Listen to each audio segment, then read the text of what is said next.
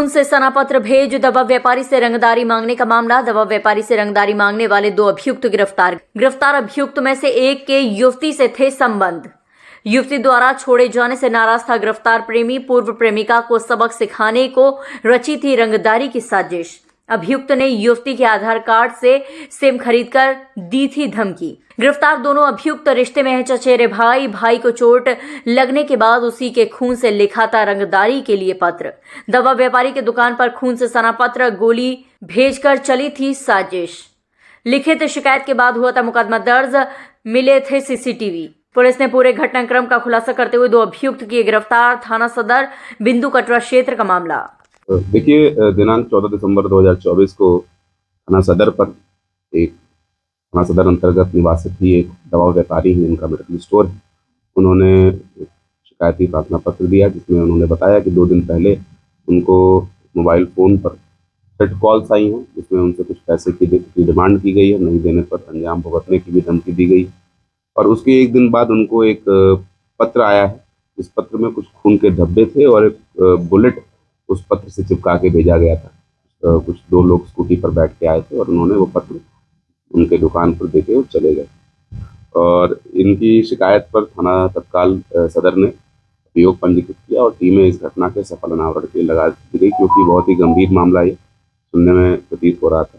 जब इस घटना की तहकीकात की गई तो 2 अभियुक्त जिन्होंने पूरी घटना की प्लानिंग की थी, प्रदीप और जयती, इन दोनों को टीम ने गिरफ्तार किया। इनके पास से स्कूटर और जिस मोबाइल फ़ोन से कॉल हुई थी, हेलमेट, ये सभी चीज़ें बरामद हुई।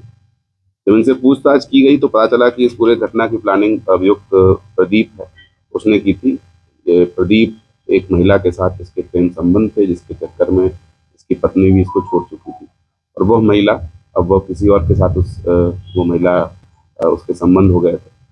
तो इस महिला को और उसके प्रेमी को फंसाने के लिए इन्होंने एक पहले फर्जी सिम कार्ड लिया जिसमें इन्होंने कोई आइडेंटिटी दी नहीं, और फिर कुरियर बॉय बनके इस सिम कार्ड से केवल उस महिला को और उसके नए प्रेमी को ही इन्होंने कॉल किया।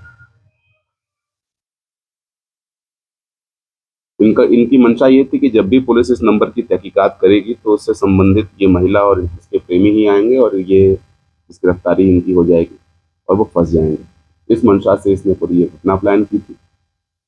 इसके अलावा इसके मन में ये भी था कि यदि भय में आके व्यापारी कुछ पैसे दे देता है तो इसको आर्थिक लाभ भी होगा। पूछताछ में ये भी समझ में आया कि आर्थिक रूप से अभी इसकी स्थिति अच्छी नहीं चल रही है, तो एक इस तरीके से दोनों स्थिति में इसको लाभ होने की या अपने जो जिनको ये फंसाना चाहता था उनको पुलिस केस में फंस जाने की संभावना देखते हुए इस घटना की इसने प्लानिंग की थी।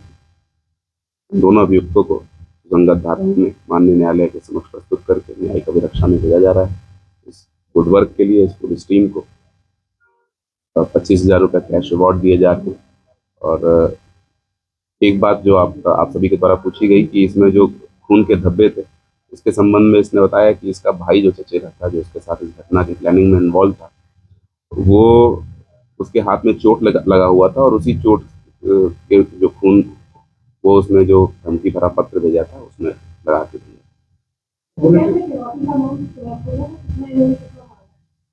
जी हाँ, फिरौती का आपको उसमें दिया हुआ डिटेल, पैसे इन्होंने मांगे थे, लेकिन मुख्य जो आपको मैंने बताया जो घटना का मोटिव था वो यही था कि अपनी पूर्व प्रेमिका और उसके नए प्रेमी को पुलिस केस में फंसा के उनको जेल भिजवाने की ये मुख्य रूप से साजिश थी।